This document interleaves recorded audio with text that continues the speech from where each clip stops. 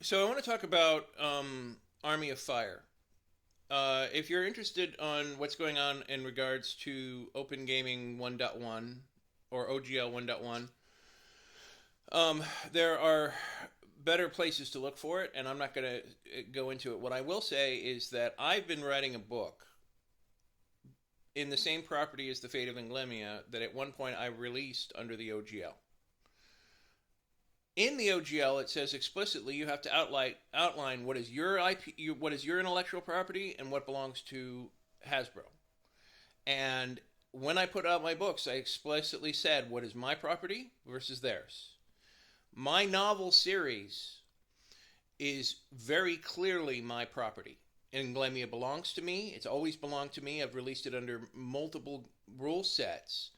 But I will say that based on what I've seen, I am legitimately worried that if I write a novel in Inglemia now, Wizards of the Coast may send a cease and desist letter to any place that sells it. Now, the odds of that happening are admittedly small, right? I'm an indie author.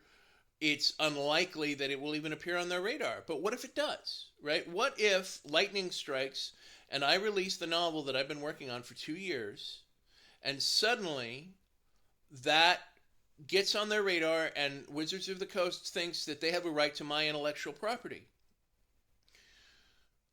That's wrong.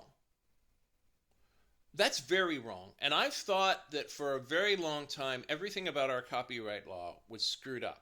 And how fucked up is it when they create an open license that lets me use my intellectual property with their rule set, but suddenly now they even create the implication, even the hint of a shadow that they might have a right to my property because they let me use theirs because they're big and I'm small, shows just how corrupt and how inept our system has become.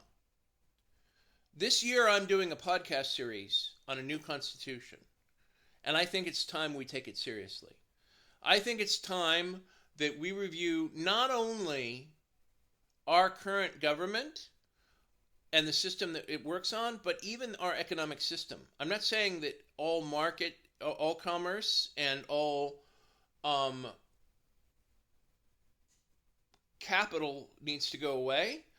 But the corporate shield and the billionaires and all these people that basically use their power to hurt little people, I don't think so.